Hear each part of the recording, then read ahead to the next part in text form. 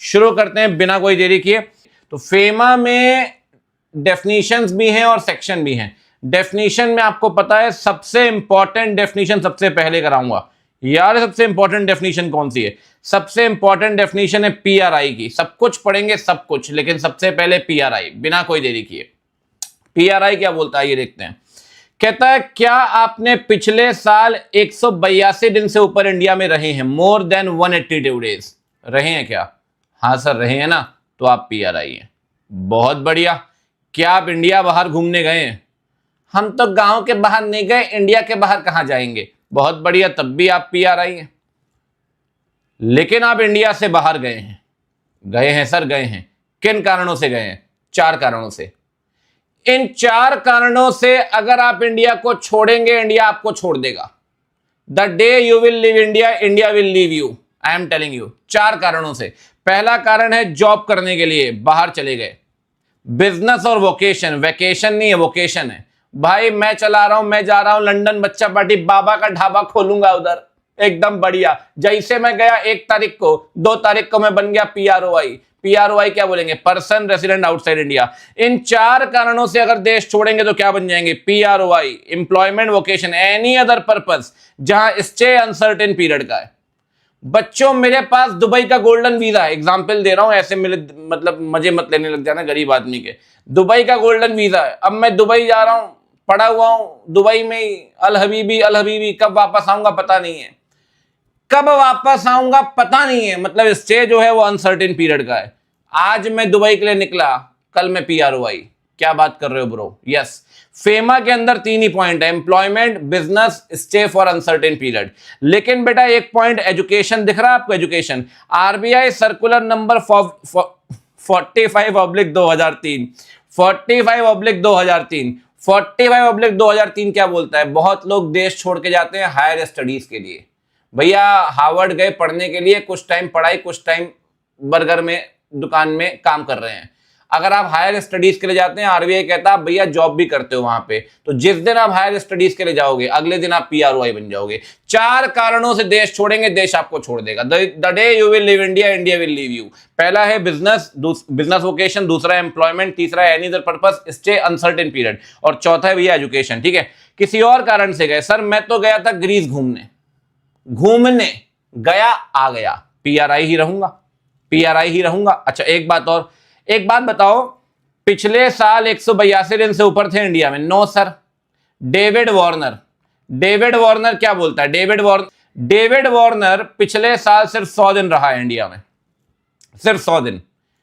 क्या कहलाएगा? पीआरओआई। क्योंकि भैया 182 दिन तो रहा नहीं ना पीआरओआई। क्या वो इंडिया आया है ना सर? किस कारण से आया है? वही 3 कारण, एम्प्लॉयमेंट, बिजनेस, बनारस में प्रसाद की दुकान खोलेगा, business, any other purpose, stay uncertain period. The day David Warner will come to India, he will become a PRI.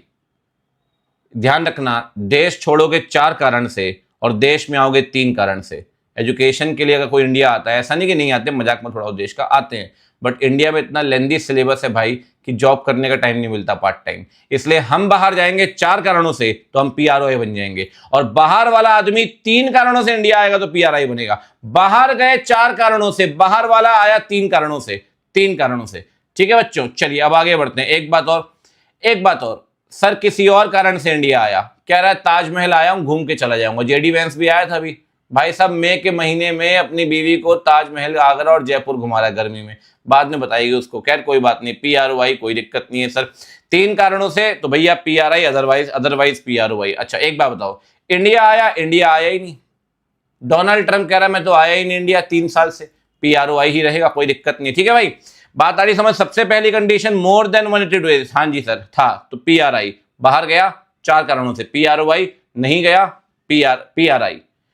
पीआरओआई, India आया 3 कारणों से, पीआरआई। ठीक है, डन है कहानी, ये सॉर्टेड है, कोई दिक्कत तो नहीं। ये हमने पढ़ा है किसके बारे में? इंडिविजुअल के बारे में। किसके बारे में? Individual, David Warner. हाँ बेटे, पीएसएल चला गया तो ऐसे ही बोलो उसके बारे में। अब बात करते हैं बॉडी कॉर्पोरेट के बारे में। सर बॉडी कॉर्पोरेट में पीआरआई कब बनेंगे? कंपनी इंडिया में बनी है, रिलायंस, पीआरआई है। इंडिया वाली कंपनी मुंबई ब्रांच कंट्रोल कर रही है, ये भी पीआरआई है। और मुंबई ब्रांच अगर कोलंबो ब्रांच कंट्रोल करेगी, वो भी पीआरआई है। मतलब इंडिया में बनी कंपनी तो पीआरआई है ही, अगर वही कंपनी इंडिया वाली ब्रांच को कंट्रोल कर रही है, मैं तो कहता हूं रिलायंस पेरिस ब्रांच को भी कंट्रोल करे, तब भी पेरिस ब्रांच पीआरआई है। मेरी बात दिमाग में छाप लो, पीआरआई जिसको भी कंट्रोल करेगा वो पीआरआई ही रहेगा। पीआरआई मुंबई ब्रांच कंट्रोल करे तो मुंबई ब्रांच भी PRI, PRI Paris branch control करे तो पेरिस ब्रांच भी पीआरआई। बात समझना, पहली बात, वो बॉडी कॉर्पोरेट जो इंडिया में बना है वो पीआरआई है, कोई दिक्कत कोई शक तो नहीं। कोई एजेंसी ऑफिस ब्रांच जो पीआरआई कंट्रोल कर रहा है, हमारा भी स्टाफ धतूरा खा के सो जाता आराम से, जो पीआरआई कंट्रोल कर रहा है वो भी पीआरआई है। कोई भी ऑफिस ब्रांच जो इंडिया से बाहर है, जो पीआरआई कंट्रोल कर रहा है वो भी पीआरआई है। मतलब इन इंडिया वाली मुंबई ब्रांच भी पीआरआई, आउटसाइड इंडिया वाली पेरिस ब्रांच भी पीआरआई, सब पीआरआई है। और पेरिस ब्रांच म्यूनिक को कंट्रोल करे पीआरआई, जो पीआरआई, जिसको पीआरआई कंट्रोल करेगा, आज का जॉब जिसको पीआरआई कंट्रोल करेगा वो पीआरआई है, जिसको पीआरआई कंट्रोल करेगा वो पीआरआई है। बहुत बढ़िया, पीआरआई डन हो गया। अब चलते हैं बच्चों सबसे पहले करंट अकाउंट ट्रांजैक्शन में। कहां पे फॉरेन एक्सचेंज विड्रॉल मिलेगा ही नहीं, अलाउड ही नहीं है, शेड्यूल 1 अलाउड ही नहीं है सर। रेड पॉपकॉर्न, खून में डुबो के मत खा लेना पॉपकॉर्न को, रेड पॉपकॉर्न कहां अलाउड ही नहीं है। समझाने का टाइम तो निकल गया, अब तो मैराथन कर रहे हैं भैया। पहली बात, रुपी स्टेट क्रेडिट रूट, अगर कमीशन देना है रुपी स्टेट क्रेडिट रूट के अंदर, रशिया वाला एग्जांपल, ठीक। इक्विटी इन्वेस्टमेंट, जॉइंट वेंचर और डब्ल्यूएस। डिविडेंड वो कंपनी दे रही है जिस पे डिविडेंड बैलेंसिंग लागू है। लॉटरी की टिकट खरीदनी है, अरे भैया लॉटरी की टिकट खरीदने को तो फॉरेन एक्सचेंज, तो फॉरेन एक्सचेंज ना मिलेगा बेटा लॉटरी टिकट के लिए। अरे वो हम लॉटरी का पैसा लिए रहे ना, हो चले बाहर चलते दुबई में बस जाएंगे, वहीं लॉटरी का पैसा उजाड़ेंगे। लॉटरी का पैसा जीत के गए ऑथराइज्ड पर्सन के पास, बोले ये लोग गांधी जी हमें दो यूएस डॉलर, ना मिलेगा। आउट ऑफ लॉटरी विनिंग ना मिलेगा, ना लॉटरी की टिकट खरीद पाओगे, ना लॉटरी विनिंग का पैसा बाहर ले जा पाओगे। अरे मैं तो कह रहा हूं रेसिंग राइडिंग का पैसा जीता, नकुल सर बन गए F1 formula champion, vroom vroom vroom vroom vroom, बहुत बढ़िया रेसिंग राइडिंग, पैसा जीत के कह रहे हैं आईएनआर को, इंडियन नेशनल रुपी को फॉरेन एक्सचेंज में कन्वर्ट करो। मैं तो चाइना जा रहा हूं, येन वहीं बसूंगा चिंटी के पास। Out of racing riding allowed ही नहीं है सर। मैं तो कह रहा हूं रुपी स्टेट क्रेडिट रूट भी अलाउड नहीं है, आर से rupee state credit route. Equity investment, joint venture, WS abroad. Dividend वो कंपनी दे रही है जहां डिविडेंड बैलेंसिंग लागू है। लॉटरी टिकट खरीदने के लिए नहीं मिलेगा, लॉटरी का पैसा बाहर ले जाना है, आउट ऑफ लॉटरी विनिंग नहीं मिलेगा, रेसिंग राइडिंग नहीं मिलेगा। मैं तो कह रहा हूं नेपाल भूटान के व्यक्ति के साथ या नेपाल भूटान ट्रेवल कर रहे हो तब भी नहीं मिलेगा। टी से नेपाल भूटान ट्रेवल कर रहे हो और यहां पर्सन ऑफ नेपाल भूटान। और तो और कॉलबैक सर्विस, याद है युगांडा से फोन लगा रहे थे, कंसेप्ट तो आप सब पढ़ ही चुके हैं, रिवीजन नहीं करवा रहा हूं मैं, ठीक है। चलिए अब चलते हैं, एक बात और सर, एनआरएसआर अकाउंट, नॉन रेसिडेंट के बहुत सारे अकाउंट खुलते हैं इंडिया में, चाहे तो समय मिले तो गूगल में सर्च करें ना, अभी नहीं आराम से, अभी तो आपका बहुत समय बेशकीमती है। नॉन रेसिडेंट एनआरआईज के, अगर आपने इंडिया में एनआरएसआर अकाउंट खुलवाया है, उस पर आपको इंटरेस्ट मिल रहा है, वो इंटरेस्ट का पैसा बाहर ले जाना चाहते हो, उसके लिए आईएनआर कन्वर्ट करना चाहते हो फॉरेन एक्सचेंज में, कि भैया इंटरेस्ट मिला रहा है हमें, एक काम करो यूएसडी में कन्वर्ट कर दो, बाहर ले जाएंगे, नहीं जाएगा, मिलेगा नहीं फॉरेन एक्सचेंज। इंटरेस्ट अगर बाहर ले जाना है एनआरएसआर अकाउंट से, नहीं मिलेगा सर, ठीक है। रेड पॉपकॉर्न क्लियर है भैया। जल्दी देखते हैं क्या बोल सकते हैं। नोट्स बिल्कुल मिलेंगे, नोट्स डिस्क्रिप्शन सेक्शन में दिए हुए हैं, डिस्क्रिप्शन सेक्शन से आप डाउनलोड कर सकते हैं, और टेलीग्राम चैनल में भी मेरे मिल जाएंगे, मैं अपलोड कर दूंगा इस सेशन के बाद, ठीक है ना। आपको इसके डिस्क्रिप्शन सेक्शन में सारे नोट्स मिल जाएंगे बच्चा बाड़ी। चलिए आगे बढ़े।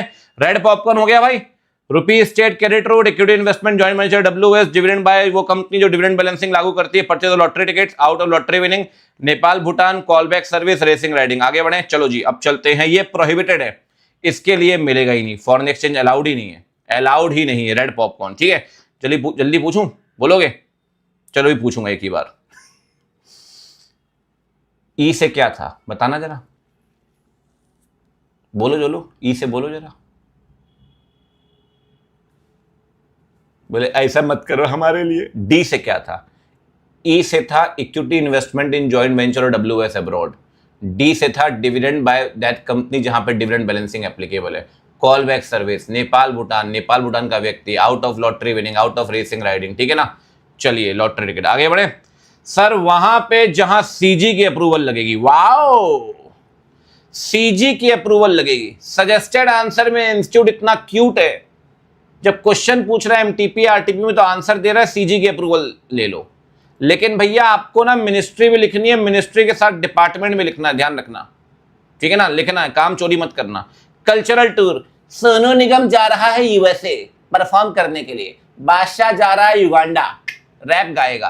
तो भाई यूएसए जा रहे हो तो गांधी जी थोड़ी चलेंगे उधर, यूएस डॉलर चाहिए ना, वहां जाओगे खाओगे पियोगे रहोगे। कल्चरल टूर के लिए किससे पूछना पड़ेगा, एचआरडी मिनिस्ट्री, कौन से department, department of education and culture, ठीक है ना, एचआरडी। एक बात और, स्पोर्ट्स इवेंट करा रहे हो, अगर आप क्रिकेट टूर्नामेंट करा रहे हैं साउथ अफ्रीका में, आपको उसके लिए फॉरेन एक्सचेंज चाहिए, अप्रूवल लेनी पड़ेगी एचआरडी मिनिस्ट्री की। Department of sports and youth affairs, देख रहे हो ऊपर डिपार्टमेंट ऑफ एजुकेशन कल्चर था, कहाँ पे, कल्चरल टूर में। स्पोर्ट्स इवेंट में स्पोर्ट्स एंड यूथ अफेयर्स है, ध्यान रखना। दो एक्सेप्शन है सर, दो केस में नहीं पूछना पड़ेगा सेकंड वाले पॉइंट में। अगर वो स्पोर्ट्स इवेंट करा रही है इंटरनेशनल, नेशनल या स्टेट लेवल की बॉडी, जैसे कि बीसीसीआई, बीसीसीआई अगर आईपीएल कराती है उसको पूछने की जरूरत नहीं है, बीसीसीआई इंटरनेशनल नेशनल लेवल की बॉडी है सर। कह रहे हैं other than international national state body, ठीक है। दूसरा एक्सेप्शन, कोई भी स्पोर्ट्स इवेंट कराए, कल को मैं स्पोर्ट्स इवेंट कराता हूं मेलबोर्न में, अगर प्राइज मनी 1 लाख यूएसडी तक है तो मुझे पूछने की जरूरत नहीं है।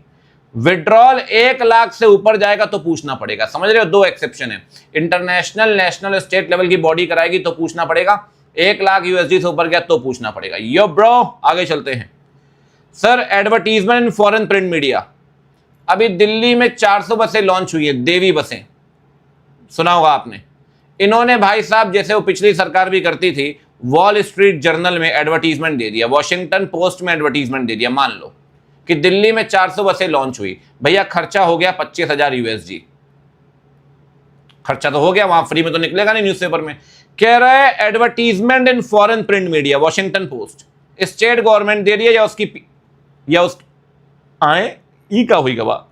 उसकी पीएसयू, कितना खर्चा कर रही है, खर्चा कर रही है सर, ध्यान रखिए, स्टेट गवर्नमेंट या पीएसयू, ध्यान रखना, खर्चा कर रही है 10,000 यूएसडी, तो किससे पूछना पड़ेगा, मिनिस्ट्री ऑफ फाइनेंस।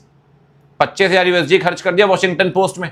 लेकिन ध्यान रखना इसके भी 3 एक्सेप्शन है, 4 एक्सेप्शन है, बल्कि 3 से 4। अगर आप एडवर्टीजमेंट दे रहे हो टूरिज्म प्रमोट करने के लिए तो पूछने की जरूरत नहीं है। अगर आप टूरिज्म, ताजमहल, राम मंदिर, जो भी है, ठीक है ना, टूरिज्म प्रमोट करने के लिए, इंटरनेशनल बिडिंग, जेवर में, ग्रेटर नोएडा में एयरपोर्ट बन रहा है, उसके लिए आपने बिडिंग लगवाई, बिडिंग पूछी भैया कि कौन सी कंपनी हमारे लिए एयरपोर्ट बनाएंगी, तो शायद आपको पता हो स्विट्जरलैंड की कंपनी बना रही है, तो बिडिंग तो हुई होगी ना पहले उसके लिए। तीसरा है भैया इन्वेस्टमेंट। याद करिए, आए दिन इन्वेस्टर समिट होती रहती है, मध्य प्रदेश में इन्वेस्टर समिट हो रही है, एडवर्टीजमेंट जा रहा है वॉशिंगटन पोस्ट यूएसए में, तो वॉशिंगटन पोस्ट में उसका एडवर्टीजमेंट छप रहा है, तो पैसा तो खर्च हुआ है ना, लेकिन पूछने की जरूरत नहीं है। Other than tourism, investment, international bidding, 3 case में पूछने की जरूरत नहीं है। तो foreign print media, state government खर्चा कर रही है फॉरेन प्रिंट मीडिया में या उसकी पीएसयू, 10,000 यूएसडी से ऊपर तो पूछना पड़ेगा, 3 केस में नहीं पूछना, टूरिज्म, इन्वेस्टमेंट, इंटरनेशनल बिडिंग, ठीक है। P&I club, protection and indemnity insurance होता है, जो इनकी वो फ्लाइट्स चलती हैं आपके समुद्र में, शिप और कार्गो चलते हैं, उनका एक क्लब है, क्लब की मेंबरशिप फीस जाती है, P&I क्लब। किससे पूछना है, मिनिस्ट्री ऑफ फाइनेंस से। एक चीज देख रहे हो आप, cultural tour HRD ministry, sports event HRD ministry, HRD ministry के 2 पॉइंट हो गए, कल्चरल टूर, स्पोर्ट्स इवेंट। भैया मिनिस्ट्री ऑफ फाइनेंस के भी 2 पॉइंट है, पहला है फॉरेन प्रिंट मीडिया, दूसरा है P&I क्लब की मेंबरशिप। फाइनेंस के 2 पॉइंट, एचआरडी के 2 पॉइंट। सरफेस ट्रांसपोर्ट के 3 पॉइंट है सर, 3 सरफेस ट्रांसपोर्ट के, आप देख रहे हो सरफेस ट्रांसपोर्ट के। पहला कौन सा है, फर्स्ट, पहला है बेटा इनलैंड वेसल, मंगवाए रहे ना सामान समुद्र के सहारे, तो भाड़ा तो देना पड़ेगा भैया, फ्रेट, तो भाड़ा भी तो गांधी जी में थोड़ी दोगे, उसके लिए फॉरेन एक्सचेंज चाहिए, किससे पूछेंगे, सरफेस ट्रांसपोर्ट से।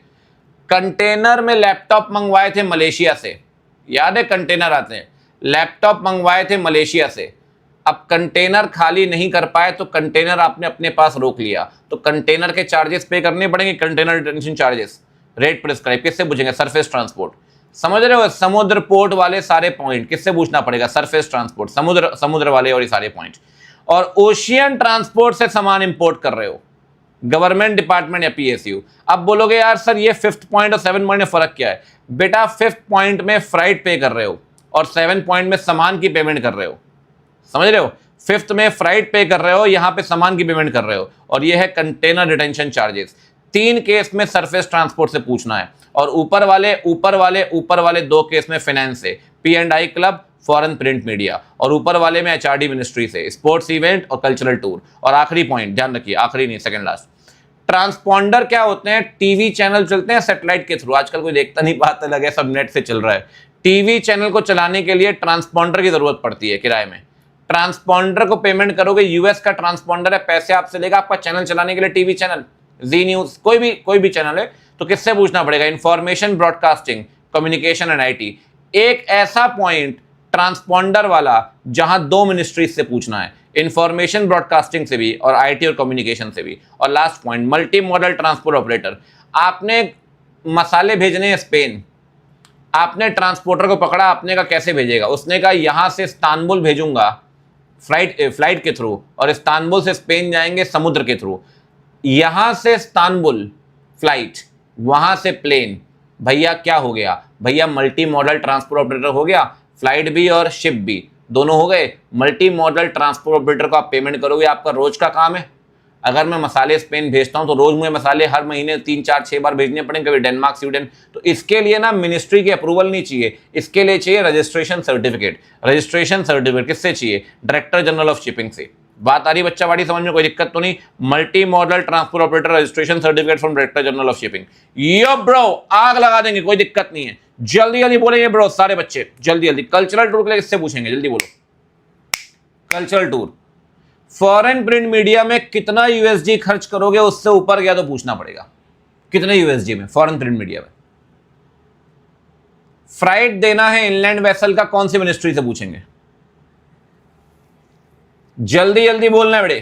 केम छो, मोजे में एकदम झकास, आप बताओ, जल्दी भर दो चैट, एकदम रुकना नहीं चाहिए बच्चा बाड़ी, एकदम आग ही लगा दो, बिजली ही गिर जानी चाहिए, कोई दिक्कत नहीं।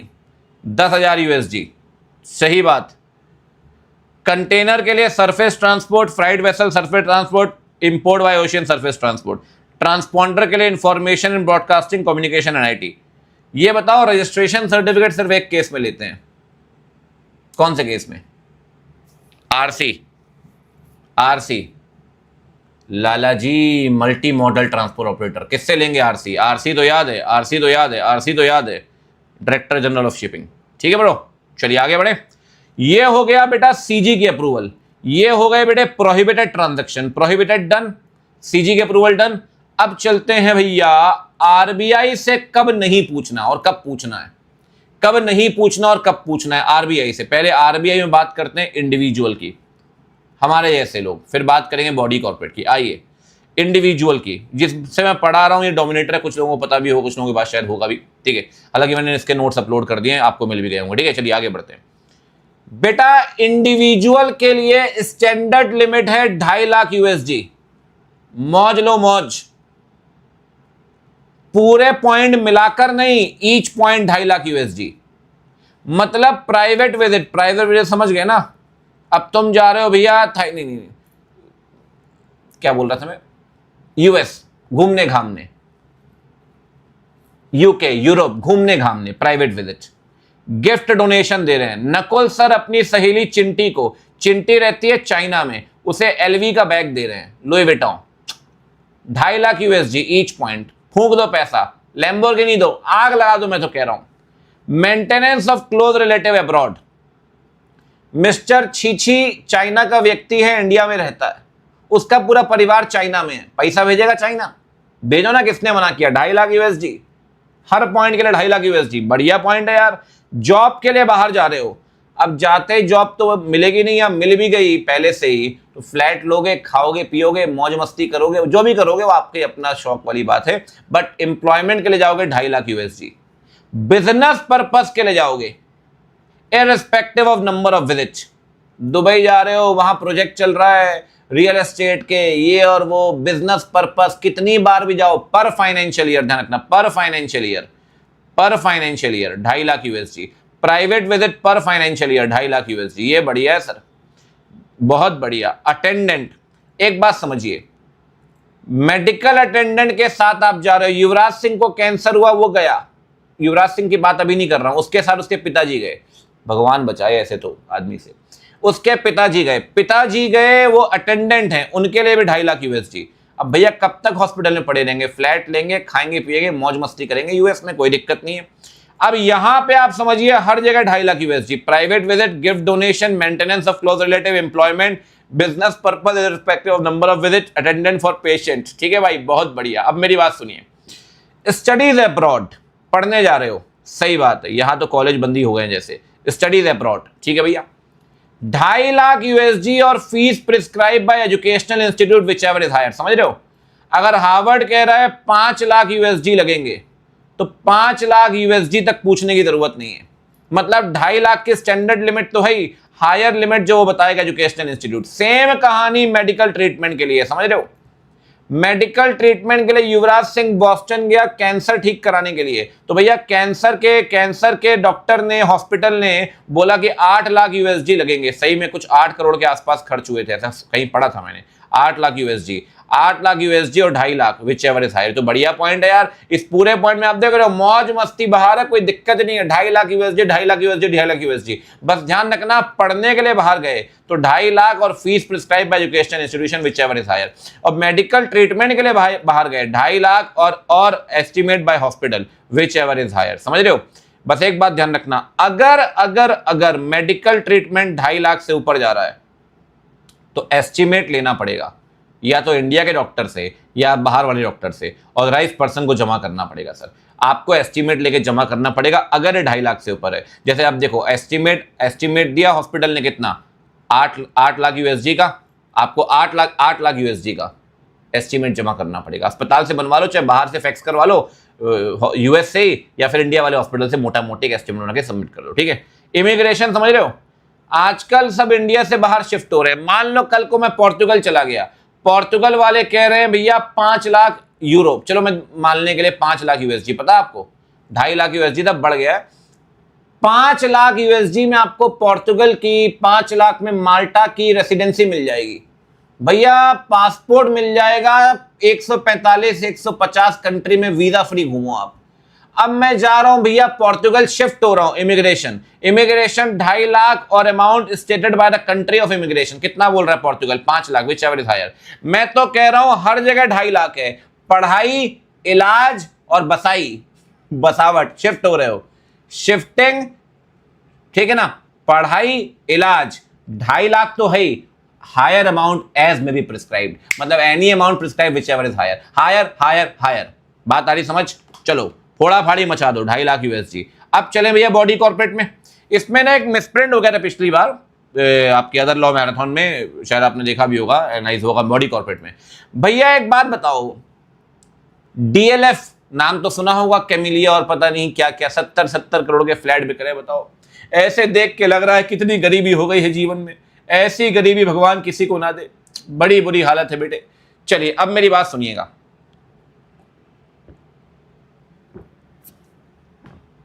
डीएलएफ बाहर मिस्टर जॉन को कमीशन दे रही है कि हमारे फ्लैट बिकवा दो ना एनआरआई को, बहुत पैसा उनके पास, तो जॉन को कमीशन दोगे ना आप, जॉन फ्लैट बिकवा रहा है आपका, तो आपको पता है कितनी कमीशन दे सकते हैं बिना आरबीआई से पूछे, कितनी कमीशन।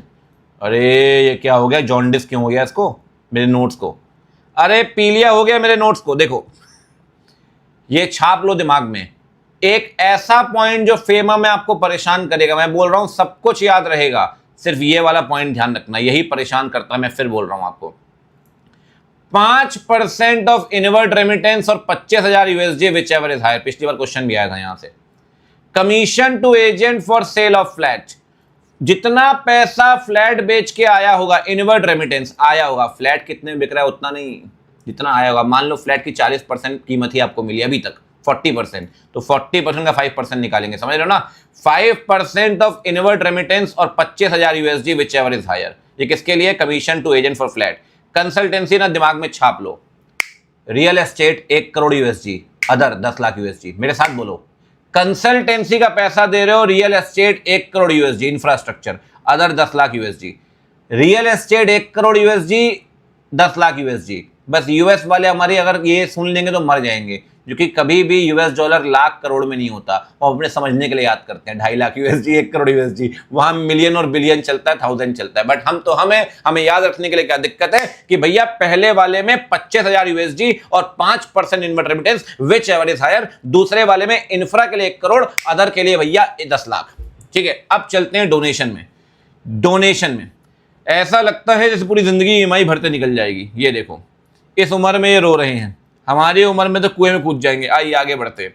बच्चों मुके, आपने कभी सोचा ये अमीरों के लड़के हमेशा हार्वर्ड स्टैनफोर्ड में ही क्यों पढ़ते हैं? आप किसी को उठा लो भाई साहब, कोई बड़ा पॉलिटिशियन हो, कोई बड़ा इंडस्ट्रियलिस्ट हो, सबके बच्चे बाहर पढ़े। आपको लगता है बड़े विद्वान होंगे, नहीं होते भी हैं विद्वान, बट बेटा ज्यादातर केस में ये करते हैं स्पॉन्सरशिप प्रोग्राम। Sponsorship programme. अब रिलायंस वाले का लड़का अगर बाहर पढ़ रहा है, मान लो फॉर एग्जाम्पल, तो रिलायंस ने कुछ पैसा दिया होगा हार्वर्ड में, डोनेशन दी होगी, उनको ऑडिटोरियम बनवाया होगा, उनके ऑडिटोरियम में चेयर लगवाई होंगी, उनके हार्वर्ड के फंड में पैसा दिया होगा। अगर आप डोनेशन दे रहे हो, चेयर क्रिएट करवा रहे हो रेपुटेड में, रेपुटेड, अब ये नहीं है कि बाहर एक कॉलेज खुला है बिल्ला कॉलेज, उसमें चेयर बनवा रहे हो। फंड्स ऑफ यूनिवर्सिटी, कोई भी technical institute, similar object as of donor company, समझ रहे हो? अब CEAT tyre, strategic time out नहीं कह रहा हूं, सीएट टायर बाहर पैसा डोनेट कर रही है। सीएट वाला आदमी बहुत खतरनाक है, पहले वो झेल रहा था भाई, अब पंत झेल रहा है। खैर पंत को तो बाकी लोग ही झेल रहे हैं, खैर कोई बात नहीं, आइए उस पर नहीं आते अपन। Technical institute, CEAT tyre, tyre के रिसर्च इंस्टीट्यूट को जर्मनी में पैसा दे रही है। दो ना सर, क्योंकि आपका ऑब्जेक्ट डोनर कंपनी के साथ मिलता जुलता है। दो, fund of university, creation of chair, कितना पैसा? 1% of foreign exchange earning of immediately presiding 3 financial year, 50 lakh whichever is lower. मैं कह रहा हूं ये आप भूल जाएंगे, और ये बहुत इंपॉर्टेंट पॉइंट है। पिछले 3 साल की फॉरेन एक्सचेंज अर्निंग का 1% और 50 lakh whichever is lower. मेरे साथ बोलेंगे, पिछले 3 साल की फॉरेन एक्सचेंज अर्निंग का 1% और 50 lakh whichever is lower. अब मुझे बताइए फटाफट से, पिछले 3 साल की फॉरेन एक्सचेंज अर्निंग है 10 करोड़, 20 करोड़ और 30 करोड़। जरा लिमिट निकाल के बताना कितनी आएगी। 10 करोड़, 20 करोड़, 30 करोड़, और निकाले लिमिट। ये फॉरेन एक्सचेंज अर्निंग है, इनका 1% या 50 lakh whichever is lower, इनका 1% और 50 lakh whichever is lower. आपको क्या लग रहा है, यहां 3 साल का एवरेज निकालना है क्या? CSR कर रहे हो क्या बैठ के कि तीनों का एवरेज निकालोगे? पिछले 3 साल में जो भी फॉरेन एक्सचेंज अर्निंग आई है, जो भी मिलाकर 1% और 50 lakh whichever is lower, which ever is lower. एक बात समझ रहे हैं आप, हर जगह आपको फेमा में हायर मिला है, हायर ही हायर चल रहा है। एक ऐसा पॉइंट है जहां लोअर है, इस वाले में 1% ऑफ फॉरेन एक्सचेंज अर्निंग पिछले 3 साल की है 50 लाख। मैं फिर कह रहा हूं, फेमा में अगर कहीं घूमोगे तो यहीं घूमोगे और कहीं नहीं घूमोगे। अगर कहीं घूमोगे तो यहीं घूमोगे और कहीं नहीं घूमोगे, ठीक है ना? चलिए आगे बढ़े। एक बात और, प्री इनकॉर्पोरेशन एक्सपेंसेस। आपका प्रमोटर जर्मनी में बैठा था, उसने इंडिया में कंपनी बनाई, पैसा खर्च किया, प्री इनकॉर्पोरेशन खर्चा। अब रीइंबर्स करोगे आप? रीइंबर्स इंडियन करेंसी में थोड़ी करोगे, यूरो में करोगे, तो पैसा चाहिए ना आपको रीइंबर्स करने के लिए। कितना, कहां तक आरबीआई से नहीं पूछना। 5% ऑफ इन्वेस्टमेंट और 1 lakh whichever is higher. ये मैं फिर बता रहा हूं, 4 पॉइंट फिर से एक बार याद कर लेते हैं, कोई दिक्कत वाली बात नहीं है। Commission to agent for flat 25,000 USD और 5% of inward remittance whichever is higher. मेरे साथ बोलना नहीं, लिखना नहीं है, बोलना है। 25,000 यूएस डॉलर और 5% whichever is higher. Consultancy, real estate 1 crore, other 10 lakh. Donation, chair create कर रहे हो, फंड या फिर डोनेशन दे रहे हो। पिछले 3 साल की फॉरेन एक्सचेंज अर्निंग का 1% और 50 lakh whichever is lower. और प्री इनकॉर्पोरेशन खर्चा 5% और 1 lakh whichever is higher. कहीं भी कंफ्यूजन हो, कहीं भी ध्यान रखना, तो हर जगह हायर है, बस यहां लोअर है डोनेशन वाले में, ठीक है ना? बस ध्यान रखना, हर जगह हायर है, बस एक जगह लोअर है। चलिए आगे बढ़े। हाँ, अभी निकाल के बताऊं क्या इसका? तीनों को जोड़ दिया ना आपने, 10, 20, 30 करोड़। अब कितना आ गया? 60 करोड़। 60 करोड़ का 1% कितना आ गया? निकालना जरा।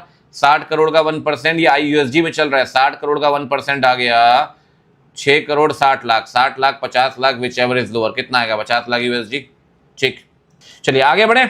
अब एक बात सुनिए मेरी ध्यान से, करंट अकाउंट कंप्लीट करते हुए कैपिटल अकाउंट में चलेंगे। कैपिटल अकाउंट ना ऐसे याद करवाऊंगा, मतलब मजा आ जाएगा आपको कैपिटल अकाउंट पढ़ते ही। देखिए क्योंकि कैपिटल अकाउंट थोड़ा दुखदाई लगता है, मुझे पता है आपको, है ना। उससे पहले करंट अकाउंट की डेफिनेशन, ठीक है, एक बार डेफिनेशन पढ़ लेते हैं। ठीक, कोई भी transaction other than capital account current account है। डेफिनेशन पढ़ लो एक बार शांति से। क्या क्या आएगा करंट अकाउंट में? करंट अकाउंट में लाला क्या क्या आएगा? वो पेमेंट जो फॉरेन ट्रेड के लिए दे रहे हो, बिजनेस सर्विस के लिए, short term banking credit facilities, China से पेन ड्राइव इंपोर्ट कर रहे हो और 45 दिन का क्रेडिट पीरियड मांगा है आपने, 45 डेज का क्रेडिट पीरियड मांगा है, तो short term banking credit facilities है ना, करंट बिजनेस सर्विस है ना। ठीक, इन्वेस्टमेंट और लोन करंट अकाउंट नहीं है, लेकिन इन्वेस्टमेंट पे इनकम करंट अकाउंट है, लोन पे इंटरेस्ट करंट अकाउंट है, समझ रहे हो। इन्वेस्टमेंट और लोन करंट अकाउंट नहीं है, लेकिन इनकम, इन्वेस्टमेंट पे इनकम और लोन पे इंटरेस्ट करंट अकाउंट है। छी क्या पूरा परिवार चाइना में रहता है, उसके लिए वो पैसा भेजेगा। जो एब्रॉड में रह रहा है परिवार, माता पिता बच्चे बीवी, लिविंग एक्सपेंसेस करंट अकाउंट है। अब एक बात बताइए, मैं बाहर जाता हूं घूमने, मैं बाहर घूमने जाऊंगा, करंट अकाउंट ट्रांजैक्शन है। मैं बाहर सॉफ्टी खाऊंगा, बर्गर खाऊंगा, करंट अकाउंट ट्रांजैक्शन है। होटल में घूमूंगा, करंट अकाउंट ट्रांजैक्शन है। होटल में रुकूंगा अनलेस अनटिल टीएसजे जैसे होटल ना खरीद लूं तो कैपिटल अकाउंट है। सर पढ़ाई के लिए पैसे दे रहे हो, करंट अकाउंट है। युवराज सिंह इलाज करा रहा है, करंट अकाउंट है। तो बेटा फॉरेन ट्रेड से लेकर लोन के इंटरेस्ट तक, इन्वेस्टमेंट इनकम से लेकर लिविंग एक्सपेंसेस तक, फॉरेन ट्रेवल से लेकर एजुकेशन तक, मेडिकल ट्रीटमेंट, ये सब कुछ क्या है, these all are current account. ठीक है, एक भी चीज छोड़ेंगे नहीं, ध्यान रखना, एक एक पॉइंट कवर करवाऊंगा, एक एक डेफिनेशन, टेंशन वाली बात नहीं है। ठीक है, चलिए आगे बढ़े। करंट अकाउंट में ना कुछ छोटे छोटे एग्जेम्पशन है। एक है आरएससी अकाउंट, एक है ईएफसी अकाउंट। इसमें ज्यादा दम नहीं है, दम वाला पॉइंट एक दो है।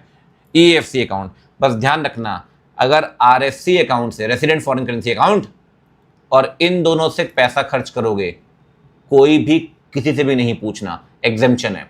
लेकिन यहां ना ईएफसी में 3 केस में पूछना पड़ेगा। P&I क्लब की मेंबरशिप, एजेंट को पैसा देते हैं फ्लैट के लिए 25,000 यूएसडी और 5% विच एवर इज हायर, और प्री इनकॉर्पोरेशन खर्चे, इन 3 केस में आपको पूछना पड़ेगा। अदरवाइज ईएफसी से पैसा दीजिए, आरएससी से पूछने की जरूरत नहीं है। सर मैं जब भी बाहर जाऊंगा या जाता हूं, क्रेडिट कार्ड साथ में लेके जाता हूं। आप देखना आपके घर में भी क्रेडिट कार्ड होगा, इंटरनेशनल क्रेडिट कार्ड। उसमें मार्कअप लेते हैं वो 2% 2.5%, कुछ तो मार्कअप फ्री भी होते हैं। बाहर जाइए, आपका क्रेडिट कार्ड एक्सेप्टेबल है। क्रेडिट कार्ड से आप कोई भी ट्रांजैक्शन करिए, फ्रीली परमिसेबल है sir. International credit card freely permissible है, फ्रीली। और ये आपने टैक्स के अंदर ही पढ़ा हुआ, LRS याद करिए। पर इंडिविजुअल 2.5 लाख यूएसडी की लिमिट है।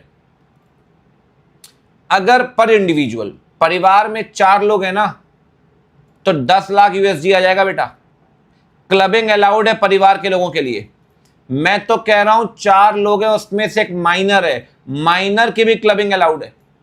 क्लबिंग करो, कोई दिक्कत नहीं है। बस ये LRS कंपनी या फर्म के लिए नहीं है, ये सिर्फ इंडिविजुअल के लिए है। अब मान लो भालू भैया के परिवार में 4 लोग हैं, क्लबिंग करा के 10 लाख हो गया। अगर भालू भैया उस 10 लाख यूएसडी को बाहर एक फर्म खोलते हैं, तो एक बात ध्यान रखना, उस फर्म में परिवार के सारे लोग पार्टनर होने चाहिए। अगर क्लबिंग कराई है ना, क्लबिंग, तो सारे के सारे फैमिली मेंबर पार्टनर होने चाहिए। अगर उस क्लबिंग से आपने अकाउंट खोला है ना, तो सारे के सारे फैमिली मेंबर अकाउंट होल्डर होने चाहिए। मतलब क्लबिंग करने के बाद फर्म खोली बाहर, तो सारे फैमिली मेंबर पार्टनर। क्लबिंग करने के बाद अकाउंट खोला इंडिया से बाहर, तो सारे फैमिली मेंबर अकाउंट होल्डर होना जरूरी है। हाँ, माइनर की क्लबिंग भी करेंगे, साइन कौन करेगा? नेचुरल गार्जियन ऑफ माइनर, ठीक है ना। बाकी ये क्लबिंग हो सकती है, कोई दिक्कत नहीं है। ठीक है भाई, ऑल डन, कोई दिक्कत तो नहीं, कहानी डन हो गई बच्चावाड़ी। ये हो गया आपका झमाझम करंट अकाउंट ट्रांजैक्शन। कैपिटल की पूंछ पकड़ लें, कैपिटल की पूंछ पकड़ लें। मैं कहता हूं कैपिटल की मीनिंग बड़ी सिंपल है। एक बात बताइए, PRI कि इंडिया से बाहर कोई भी एसेट लायबिलिटी चेंज होगी, कैपिटल अकाउंट है। अब मैं दिल्ली में फ्लैट बेचता खरीदता हूं, मैं पीआरआई हूं, दिल्ली में बेच खरीद रहा हूं, किस बात की फेमा की रिक्वायरमेंट? डेविड वार्नर ऑस्ट्रेलिया में बेचता खरीदता है फ्लैट, किस बात की फेमा की रिक्वायरमेंट? पीआरआई इंडिया से बाहर, पीआरओआई इंडिया में, इसे बोलेंगे कैपिटल अकाउंट। ये पढ़ने की जरूरत नहीं है, इसका शॉर्टकट है मेरे पास, बड़ा सिंपल, आप ये पढ़ लीजिए, वो अपने आप हो जाएगा। अब बोलोगे इसमें भी डर लग रहा है बाबूजी, पकड़ने पूछ इनकी, आओ पूछ पकड़ते हैं। कहता है कैपिटल अकाउंट ट्रांजैक्शन कौन सा परमिसिबल है, और current capital account transaction permissible कौन सा है पीआरआई के लिए, और कौन सा परमिसिबल है पीआरओआई के लिए। पहले पीआरआई की बात करते हैं, पीआरआई पढ़िए, पीआरओआई अपने आप हो जाएगा। ठीक है, आइए देखते हैं कि करके। सबसे पहली बात, कैपिटल अकाउंट, मैं एक पीआरआई हूं, एओ लिख देता हूं यहां पे, एओ, मैं पीआरआई हूं। क्या मैं फेसबुक के शेयर खरीद सकता हूं? यस। क्या मैं फॉरेन करेंसी लोन ले सकता हूं इंडिया में या इंडिया से बाहर? यस। क्या मेरी इंडिया के बाहर लंदन में एक फ्लैट है, क्या मैं उसे बेच सकता हूं? यस। क्या पीआरओआई के लिए मैं गारंटी दे सकता हूं? यस। क्या मैं फॉरेन करेंसी होल्ड कर सकता हूं? वो उसकी एक लिमिट है, फाइनल में आप पढ़ते हैं 2000 यूएसडी तक होल्ड कर सकते हैं। क्या मैं फॉरेन करेंसी अकाउंट खोल सकता हूं? खोल सकता हूं सर। फॉरेन करेंसी लोन भी ले सकता हूं, फॉरेन करेंसी अकाउंट भी खोल सकता हूं, फॉरेन करेंसी भी होल्ड कर सकता हूं। फॉरेन करेंसी लोन भी अलाउड है, फॉरेन करेंसी अकाउंट भी अलाउड है, फॉरेन करेंसी होल्ड करना भी अकाउंट अलाउड है। और तो और, क्या मैं इंडिया में अपनी जमीन बेच के, क्या वो पैसा, कैपिटल एसेट्स का पैसा, क्या इंडिया से बाहर ले जा सकता हूं? अलाउड है सर। मैं कोई लॉटरी का पैसा थोड़ी ले जा रहा हूं सर, अपनी जमीन बेच के मेहनत की कमाई बाहर लेके जा रहा हूं, अलाउड है सर। डेरिवेटिव कॉन्ट्रैक्ट कर सकता हूं, फ्यूचर ऑप्शन, अलाउड है सर। क्या मैं बाहर वाली कंपनी से इंश्योरेंस पॉलिसी खरीद सकता हूं? अलाउड है सर। क्या लोन ले सकता हूं? अलाउड है सर। या लोन दे सकता हूं? अलाउड है सर। लोन देना लेना ये सेम है, लेना देना अलाउड है। टू पीआरओआई फ्रॉम पीआरओआई, कोई दिक्कत नहीं, टू पीआरओआई फ्रॉम पीआरओआई। ठीक, एक बार फिर से, क्या फॉरेन सिक्योरिटी खरीद सकता हूं? अलाउड है। क्या फॉरेन करेंसी लोन ले सकता हूं? अलाउड है। क्या प्रॉपर्टी बेच सकता हूं? अलाउड है। गारंटी इशू कर सकता हूं? अलाउड है। करेंसी होल्ड कर सकता हूं? अलाउड है। फॉरेन करेंसी अकाउंट अलाउड है। इंडिया की कैपिटल एसेट बेचकर बाहर पैसा अलाउड है। डेरिवेटिव कॉन्ट्रैक्ट अलाउड है। इंश्योरेंस पॉलिसी अलाउड है। लोन लेना या देना अलाउड है। ठीक, मैं पीआरआई पे आऊं उससे पहले याद करवा दूं आपको, ये क्या याद करवा दो, आज तो याद करवा दो। आ जाओ, पढ़े फिर से एक बार, आओ फिर से एक बार पढ़ते हैं। डेरिवेटिव कॉन्ट्रैक्ट अलाउड है, फॉरेन सिक्योरिटी में इन्वेस्टमेंट अलाउड है, लोन फ्रॉम और टू दोनों अलाउड है, गारंटी अलाउड है, इंश्योरेंस पॉलिसी अलाउड है, फॉरेन करेंसी अकाउंट अलाउड है, इमूवेबल प्रॉपर्टी बेचना अलाउड है, करेंसी इंपोर्ट एक्सपोर्ट होल्ड करना अलाउड है, फॉरेन करेंसी लोन लेना अलाउड है, कैपिटल एसेट इंडिया से बाहर ले जाना अलाउड है। दिल लगा है तो गिफ्ट तो देना पड़ेगा, पता है बड़ा मटेरियलिस्टिक वर्ल्ड है, बिना गिफ्ट के बात नहीं बनेगी। और जब गिफ्ट दोगे तो करेंसी और फॉरेन करेंसी दोनों रेमिट होगी बेटा, फ्री में तो गिफ्ट आएगा नहीं। अब दिल किसने दिल लगाया? यहाँ दिल लगाया पीआरआई ने, तभी तो फॉरेन करेंसी आ रही है, तो दिल तो पीआरओआई से लगाया ना। कह रहे दिल लगा पीआरआई का तो गिफ्ट में करेंसी और फॉरेन करेंसी दोनों रेमिट करनी पड़ेगी। दिल लगा पीआरआई का तो गिफ्ट में करेंसी और फॉरेन करेंसी दोनों रेमिट करनी पड़ेगी, चाहे तो उसका स्क्रीनशॉट ले सकते हो। दिल लगा दिल लगा पीआरआई का तो गिफ्ट में करेंसी और फॉरेन करेंसी दोनों रेमिट करनी पड़ेगी। करेंसी, फॉरेन करेंसी लोन, बाकी दिल से derivative, investment in foreign security. चलो भाई अब चलते हैं आगे। अब मेरी बात सुनिए, ये आ गया पीआरओआई, ये पीआरआई था बेटा, ये पीआरओआई। ध्यान से देखिएगा, ध्यान से। आप फॉरेन सिक्योरिटी खरीद सकते हो तो पीआरओआई भी सिक्योरिटी खरीद सकता है बॉडी कॉर्पोरेट की। एक बात आपको बताऊं, क्या? सुनो, अरे सुनो, इसने एक और बना दिल लगा प्रिया का। कितने तेजस्वी लोग हैं हमारे यहां पे। आइए आगे बढ़ते हैं। पीआरआई ना सिर्फ फॉरेन सिक्योरिटी में ही पैसे लगा सकता है, बट पीआरओआई, ध्यान से सुनना, गेम खेल सकता है इंस्टीट्यूट यहां पे। पीआरओआई इंडिया की फर्म, प्रोप्राइटरशिप और एओपी में भी पैसा लगा सकता है।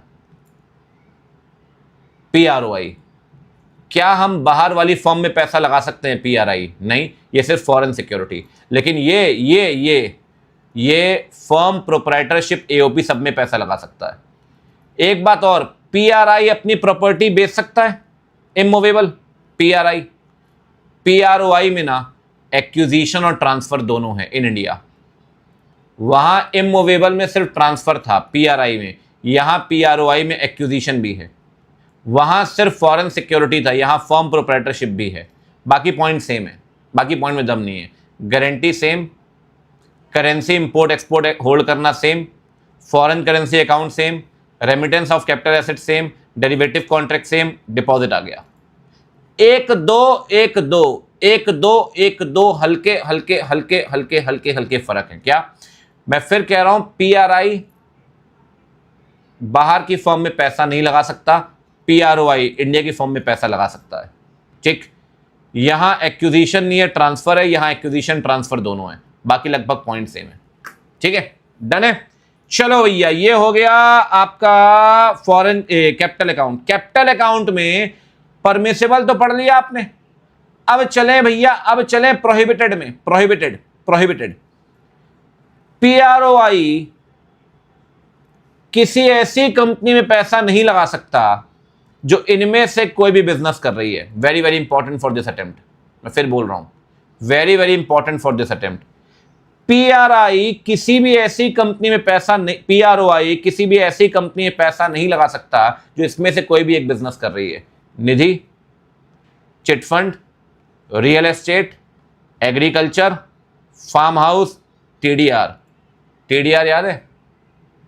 आपका एक फ्लैट था, आपकी एक बिल्डिंग थी, वहां पार्क बनना था, आपको टीडीआर दे दिया कि आप बाहर फ्लैट ले लो गवर्नमेंट से, मतलब शहर से बाहर, या उसको बेचकर किसी और से कहीं और फ्लैट ले लो। TDR, transferable development rights. बाहर वाला व्यक्ति न निधि कंपनी में पैसे लगा सकता है, न चिट फंड में, न रियल एस्टेट में, न एग्रीकल्चर, न फार्म हाउस, न टीडीआर। बस ध्यान रखना रियल एस्टेट में क्या नहीं आएगा। अब आप बोलोगे सर ट्रम्प की कंपनी है ना भाई, डोनाल्ड ट्रम्प की, ट्रम्प टावर्स बनाए इंडिया में, तो रियल एस्टेट में क्या नहीं आएगा? Township, commercial, residential premise, road, bridge. कह रहे बचा क्या, सभी तो लपेट दिया। मतलब रियल एस्टेट में ये सारी चीजें नहीं आएंगी। मतलब क्या पीआरओआई इनमें पैसा लगा सकता है? पीआरओआई इनमें पैसा लगा सकता है? पैसा लगा सकता है पीआरओआई इनमें? लगा सकता है सर पैसा, इनमें लगा सकता है, इनमें, क्योंकि ये रियल एस्टेट नहीं है, समझ रहे हो? इनमें पैसा नहीं लगा पाएगा। एनक्राफ्ट, Nidhi, chit fund, real estate, agriculture, farm house, TDR. Got it bro, got it. अब आगे बढ़ते हैं। अगला, पीआरआई के लिए प्रोहिबिटेड ट्रांजैक्शन कौन सा है? पीआरआई के लिए किम जॉन, पीआरआई इंडिया का व्यक्ति कोरिया के किसी भी सिटीजन के साथ, कोरिया के रेसिडेंट के साथ, कोरिया की कंपनी के साथ कोई भी ट्रांजैक्शन नहीं कर सकता। ये आया था 2017 में नियम, और बोला गया कि अगर पुराने ट्रांजैक्शन आप कर रहे हो तो इस दिन के 180 डेज के अंदर उसे लिक्विडेट कर देना। अब तो खैर इस बात को बहुत टाइम हो गया, बट पीआरआई इतना पैसा निकाल सकता है वो तो ठीक है, लेकिन ये जो पैसा आप निकालोगे 2.5 लाख USD, ये यूटिलाइज नहीं कर सकते। यूटिलाइज कहां नहीं कर सकते? With citizen of, person, resident, entity. Telegram channel simple है, सी अंकित उबरॉय, सबको बता रहा हूं, सिंपल। ठीक है, सिटीजन, रेसिडेंट, एंटिटी, जो कहां बनी है? Democratic people Republic of Korea. नाम देख रहे हो, डेमोक्रेटिक पीपल रिपब्लिक। वाह, आग के अंदर नाम नैनसुख, बहुत बढ़िया। नॉर्थ कोरिया का व्यक्ति के साथ आप डील नहीं कर सकते। वाह यार, ये तो खत्म ही हो गया। बस 5-7 मिनट की कहानी बची है, हम एकदम रडार पे चल रहे हैं बच्चों, क्या कहते हो? आइए, ट्रांजैक्शन विद नो रिस्ट्रिक्शंस। ध्यान से देखिए, पहली बात बेटे, मोटू मत बोल, पहुंच जाएगा। बता रहा हूं मैं, जो आदमी पैंट को लेके ऑब्सेस्ड है, अपने हेयर कोट को लेके, मोटू सुनने पे क्या ही करेगा वो। कहां थे अपन? हाँ, एमोर्टाइजेशन ऑफ लोन। और डेप्रिसिएशन को लेकर फॉरेन एक्सचेंज ड्रॉल अलाउड नहीं है, फ्रीली परमिसेबल, अलाउड है, रिस्ट्रिक्शन नहीं है, sorry my bad, foreign exchange drawal पे रिस्ट्रिक्शन नहीं है, these transactions are freely permissible, amortization of loan, depreciation. अब ये समझना मेरी बात ध्यान से, सेकंड थर्ड फोर्थ बहुत इंपॉर्टेंट पॉइंट है। मेरा एक कजिन नीदरलैंड में रहता है, वहां मकान खरीदा, गाड़ी खरीदी, बैंक अकाउंट खुलवाया, पैसे लगाए, शेयर खरीदा, स्टॉक खरीदा, कल को स्वदेश मूवी देखकर इंडिया शिफ्ट हो गया, मन पिघल गया उसका, तो इंडिया अगर आता है तो जो बाहर उसकी एसेट्स हैं क्या वो कंटिन्यू कर सकता है? यस। क्या उसे फ्रीली बेच सकता है? यस। क्या उस फ्लैट पे रेंटल इनकम कमा सकता है? यस। कोई दिक्कत नहीं है सर। पीआरओआई ने फॉरेन एक्सचेंज एसेट कमाई है, अगर वो पीआरआई बन जाता है ही can continue to hold transfer और सच एसेट। समझ रहे हो मेरी बात? अगर पीआरओआई नीदरलैंड में रहते वक्त प्रॉपर्टी बनाई थी, अब पीआरआई बन गया, ही कैन कंटिन्यू, कोई दिक्कत नहीं है, ट्रांसफर भी कर सकता है, मैं तो कह रहा हूं रेंट भी कमाओ, कोई दिक्कत नहीं है। ठीक उल्टा, अब मैं इंडिया में रहता हूं, मैं नहीं, एक आदमी टीएसजे, इंडिया में रहते, बंगला, गाड़ी सब है, दौलत, शोहरत, अशरफियां, सुनहरे सिक्के, बर्फियां, जो भी है, वो कल को लंदन शिफ्ट हो गए, तो पीआरआई की जो भी संपत्ति है इंडिया में, कल को अगर वो आदमी पीआरओआई बन जाता है तो क्या वो कंटिन्यू कर सकता है? यस। बाहर वाला इंडिया आए, कंटिन्यू कर सकता है, इंडिया वाला बाहर जाए, कंटिन्यू कर सकता है। अब बच्चों, हमारी क्लास में एक चंपक लड़का घूम रहा है, एक सोहम लड़का घूम रहा है, ठीक। चंपक का ससुर युगांडा में रहता है, ससुर ने अपनी युगांडा की सारे खेत खलिहान, सारी संपत्ति चंपक के नाम कर दी, चंपक ठहरा पीआरआई, उसको विरासत में युगांडा के आदमी से, पीआरओआई से संपत्ति मिलेगी, ले सकता है, yes. PRI foreign exchange currency security property outside India वाली फ्रीली होल्ड कर सकता है, अगर वो आपको इनहेरिटेंस में मिली है पीआरओआई से, इनहेरिटेंस में पीआरओआई से मिली है, इनहेरिटेंस में पीआरओआई से। ठीक उल्टा, मान लो लाला जी का दामाद कहाँ रहता है? यूएसए में, मिस्टर जॉन।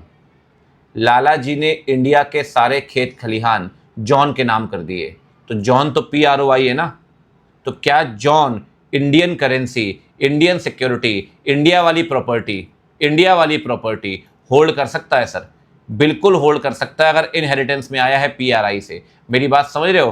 पीआरआई को पीआरओआई से आया होगा विरासत में, होल्ड करिए।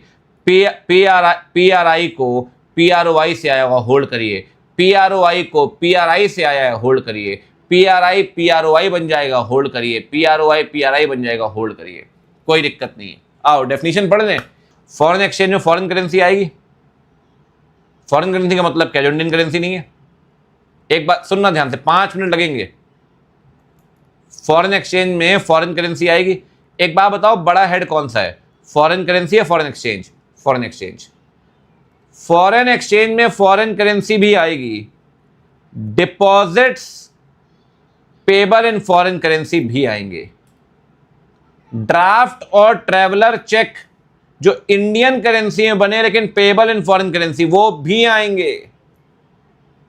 मतलब फॉरेन करेंसी में फॉरेन एक्सचेंज में फॉरेन करेंसी आ गई, deposit payable in foreign currency, draft traveller cheque बने तो इंडियन करेंसी में है but payable in foreign currency, और ड्राफ्ट और ट्रैवलर चेक बने तो इंडिया से बाहर हैं but payable in Indian currency. B और सी में फ़र्क देख रहे हो? बने इंडियन करेंसी में, payable in foreign currency. C में क्या लिखा है? बने इंडिया से बाहर हैं लेकिन पेबल इन फॉरेन करेंसी, उल्टा हो जाएगा ड्राफ्ट ट्रैवलर चेक में, ठीक है। अच्छा, फॉरेन सिक्योरिटी में क्या क्या आएगा? Share, debenture, bond, stock. बस एक बात ध्यान रखना, ये चारों फॉरेन सिक्योरिटी है, शेयर, डिबेंचर, बॉन्ड, स्टॉक, चारों फॉरेन सिक्योरिटी है, share, debenture, bond, stock. But condition क्या है? They must be expressed in foreign currency. अब रिलायंस का शेयर आईएनआर में एक्सप्रेस होता है ना, क्या वो फॉरेन सिक्योरिटी है? नहीं। लेकिन फेसबुक का शेयर यूएसडी में एक्सप्रेस हो रहा है, फॉरेन सिक्योरिटी है। एक बात ध्यान रखना, फॉरेन सिक्योरिटी तब मानेंगे जब वो फॉरेन करेंसी में एक्सप्रेस हो रहा है, चाहे रिडेम्पशन या डिविडेंड या इंटरेस्ट इंडियन करेंसी में मिले, उससे कोई मतलब नहीं है। अगर रिडेम्पशन इंडियन करेंसी में मिलता है या रिटर्न इंडियन करेंसी में है, तब भी फॉरेन सिक्योरिटी मानेंगे। मेरी बात समझ रहे हैं आप? बना होगा फॉरेन करेंसी में, रिडेम्पशन, इंटरेस्ट या डिविडेंड इंडियन करेंसी में मिले उससे फर्क नहीं पड़ता, एक्सप्रेस किस में हो रहा है उससे फर्क पड़ता है। ठीक, पर्सन ये तो आप पढ़ते आ रहे हैं बचपन से, individual, HUF, company, firm, AOP, BOI, चाहे इनकॉर्पोरेट हुए हो या नहीं, इनकॉर्पोरेशन जरूरी नहीं है, और कोई भी आर्टिफिशियल जुरिडिकल पर्सन जो यहां नहीं दिया गया। एक बात ध्यान रखना, अब कंपनी जो है वो पर्सन है ना, कंपनी की कोई एजेंसी, ऑफिस या ब्रांच ये भी पर्सन है। पढ़कर आए थे अपन, याद करिए, रिलायंस PRI है, रिलायंस की इंडियन ब्रांच भी PRI है। ब्रांच तभी तो PRI होगी जब वो पहले पर्सन होगी।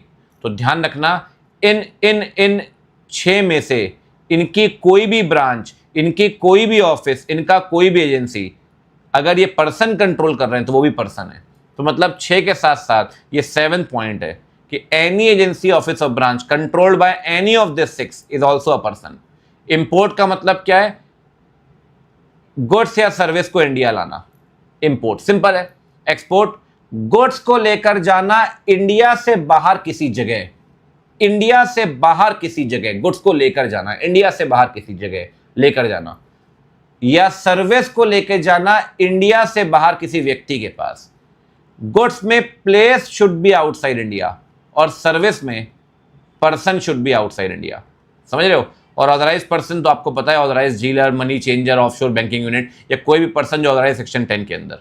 तो authorised dealer, money changer, offshore banking unit और any person authorised under section 10। ठीक है भाई, ये तो हो गया डन बच्चा बाड़ी, कहानी खत्म।